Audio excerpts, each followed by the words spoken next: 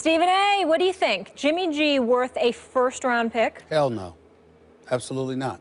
And I don't give a damn what anybody says. I mean, he only played in 2 games. Even if you're a team with no quarterback. Listen. I would give the farm if you told me, look, man, it's him or Jay Cutler. If you told me that, okay, I'd give the farm. How does your mind go there? But outside, because that's where it goes. And listen, that's about it. Outside of that, I'm not giving him that kind of love. And I'm not saying Jimmy Garoppolo cannot play.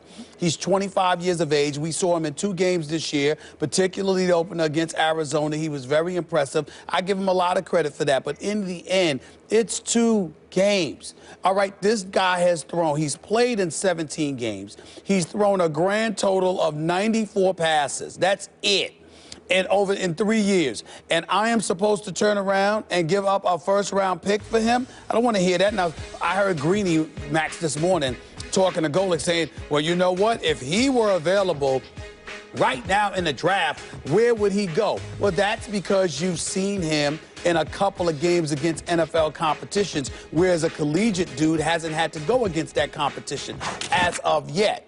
But he was playing with Bill Belichick. He was playing with the well-oiled machine that is the New England Patriots. That's not going to exist anywhere else, which has been proven. And as a result, I'm not giving up a first-round pick for Jimmy Garoppolo. And I swear, you better say Garoppolo. I don't want to hear no Jimmy G. Why are you mad about Jimmy G? Because he hasn't earned a nickname. His name is Jimmy Garoppolo. He's more proven than these draft picks we're talking about. What's his? What do you call him? Jimmy G. Jimmy G. Look, please. You're wrong, and you're being quite illogical, Stephen. Logical. All right, Spot Kellerman. That's what I was waiting for. Take it away. Take it away. Now, look, if you don't want to make the trade for a first-round pick, it's only because you're dealing with Bill Belichick. So if Belichick's willing to trade him, then he must not be worth what you're trading him for because he's the smartest GM. Fine. That's a good argument. But it fails this test. Belichick thought he was good enough to draft in the 2nd round. So it's a guy who Belichick thought that's worth a 2nd-round pick. And now You're right. do have... He was in the 2nd round. He's a 2nd rounder. By the Patriots, he's a 2nd rounder. And now Belichick is saying, and it's not just that I think he's a 2nd rounder. He has some evidence. You're right, not a ton of games. 2 games. He won them both. One against a Super Bowl favorite to start the season. But he has some evidence that the guy can play on the NFL level. Now, there was a not perfectly similar, but pretty similar situation. A guy who certain GM thought, yup, that's the guy, 25 years ago Saturday, was also taken in the 2nd round. And the GM who'd missed him said, you know what? If I had a first-round pick, I'd have drafted him in the 1st round. And so he traded a 1st rounder for Brett Favre.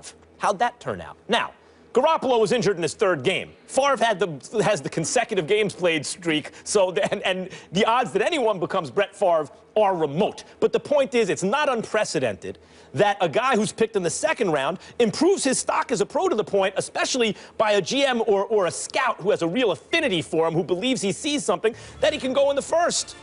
Belichick thought he was worth it. Do we think that Belichick doesn't get value in the draft? Bill Parcells was a part of that pick also. Right. Yeah. Obviously, he gets value in the draft. The Patriots are so excellent partly because Belichick gets value in the draft. He spent a 2nd rounder for him. Now, I'm not saying I'm going to give you the 1st overall pick for him, but somewhere in the 1st round, absolutely I would do that. Listen, the 1st round picks may not be as valuable as they used to be outside of the top 5 or top 10. And I guess that's a different discussion that we can have. But I guess what I'm looking at Jimmy Garoppolo, his 1st year in the NFL, he threw 17 passes. Last year, he threw 4 passes. Take away the 2 games in which he threw 33 passes against Arizona and another 26 against Miami. By the way, 2 highly suspect defenses at that portion of the season this year, which we all learned. We watched Miami grow, but they were struggling at the beginning. We watched Arizona struggle all year. Take away those 2 games, he's thrown just 4 passes since. All I'm saying is when I look at Jimmy Garoppolo, when we talk about a 1st-round pick, I'm just hesitant to do that because I think what we're saying is the value is low and the 1st-round pick is not as significant. That's an entirely different argument than saying, excuse me, he deserves the same level of cachet a 1st rounder, a potentially top 10 pick would be coming into an NFL draft with. I haven't seen that that. 2 games doesn't tell me that. And the fact that he plays for Bill Belichick counts against him for me, not for him. Because Belichick is brilliant, he's a genius, and he's a master at picking dudes that are tailor-made for his system that fall off a cliff, to use your analogy, when they go anywhere else. I am not. So the matter of fact, because it's Bill Belichick, I'm even more suspect. Do you think that Brady's going to fall off a cliff? Garoppolo, of course not. Okay, well, maybe Belichick doesn't either. Maybe Belichick agrees with you and not me, and that's why Garoppolo's available in the first place. Maybe it's not that he looks at Garoppolo and says, no, he's not the quarterback of the future, but that he believes that the immediate future includes Tom Brady and he can't afford to pay 2 guys. That's one. 2. Look at the quarterbacks available if you need a quarterback, because the market somewhat determines your value. Not only was Garoppolo picked in the 2nd round, and I think we'd all agree he's increased his value since then, so at least a high 2nd round pick. Already we're in 1st round territory. So it's not only that, but who are the quarterbacks available? A very expensive Kirk Cousins, who may not be better than average. A very expensive in terms of potentially what it may cost you, not to mention the money you have to pay him, Tony Romo, who can't stay healthy, and Jay Cutler, your favorite quarterback. So when you look at what's available, I am offended and opposed to the word available that you would use for Jay Cutler. Jay Cutler is never available. It just seems that way. You know what I want to add to that list of what you just brought up? In most mock drafts, we're seeing Mitch Trubisky and Deshaun Watson higher than potentially. Well, they have a resume. Yes. They have a resume. Yes, but is their resume, you're going to say that Deshaun Watson's resume is more impressive than Jimmy Garoppolo. Yes. You would take those 2 quarterbacks ahead of Jimmy. No. I'm answering your question as to who has the more impressive resume. I think Deshaun Watson and what he did in his collegiate career, particularly on the big stage in the last 2 national championship games, is a better resume than 2 NFL games by Jimmy Garoppolo. But if Big Ben retires right now and you have the choice of those 3 guys, who would you want this year? Deshaun Watson. It's a shame that Tom Brady had to drag down the team's winning percentage. Garoppolo went undefeated in 2 games. Garoppolo's good. Like, sometimes you can see this with Carson Wentz. You can see it with, obviously, Dak Prescott. And you do need a bigger body of work, of course, especially when you're in the Patriots system. They make everyone look good, it seems. But sometimes you get a sense that guy can play or he can't play. What's your sense of Garoppolo? Can he play? Yeah, my sense is that he can play. Me too. Me too. But I had. But would you take Watson? I had the same sense about Matt Castle. Would you take Watson ahead of him? Would I take Watson over Garoppolo? Yes.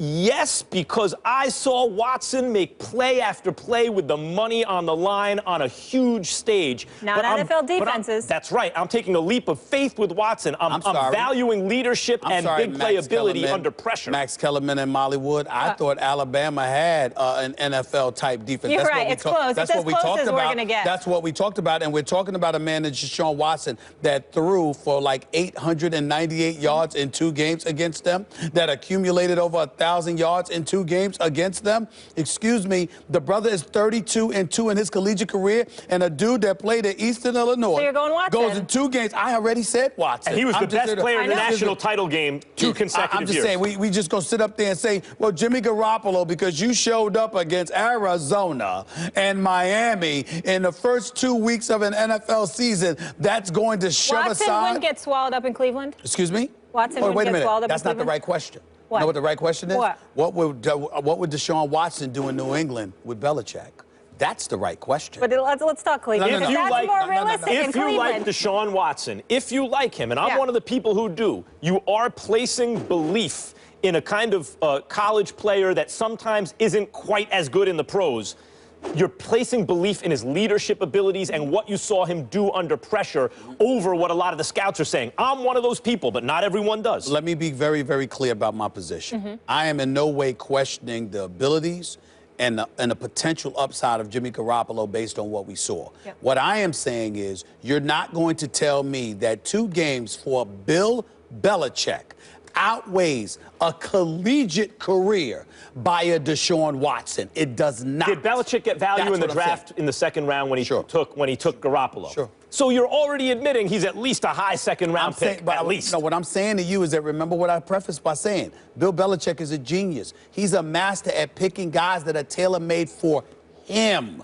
What they would do elsewhere remains to be seen, and there is a history of that as well. Okay, let me ask you this. People who depart from New England, when they go elsewhere, They're relatively average. You're the owner of a team. But they're great for the Patriots. You're the owner of a team. Yes. I understand trepidation about dealing with Bill Belichick. My assumption is whoever I have in place, he's probably smarter, and he'll probably get the better of a deal. However, you're the owner of a team, and you have the people you have in place.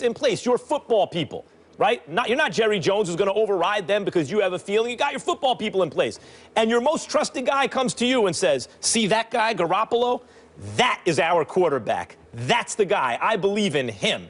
As the owner of a team, you wouldn't okay a trade of a first-rounder for a guy that your top football people are telling you or person is telling you, he's our future. I'm telling you right now, I would be highly reluctant to do it. I'm being real with you. And I'm being very, very sincere about Deshaun Watson, particularly the way the NFL game is played today. Garoppolo, and this is not an insult, it's a compliment to him, but it's sort of like a Tom Brady wannabe. You know, he can stand back in the pocket, he can fling the football, it appears, etc. But does he have the wheels? Does he the dual threat that a Deshaun Watson is? Did we get that from him? No, we did not. So I'm saying to you, when we look at a overall, you know, a first-round pick or whatever, I'm thinking about a guy the quality of a Deshaun Watson, who I believe, away from New England, is going to make some noise, whereas I think Jimmy Garoppolo is a product of New England.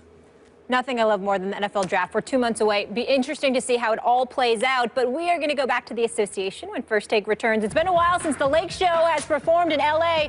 So how will Magic Johnson fix the struggling franchise? Find out when he joins the desk in just a bit. And are we closer to seeing McGregor stepping into the boxing ring to face the undefeated Floyd Mayweather? Don't miss that conversation coming up next.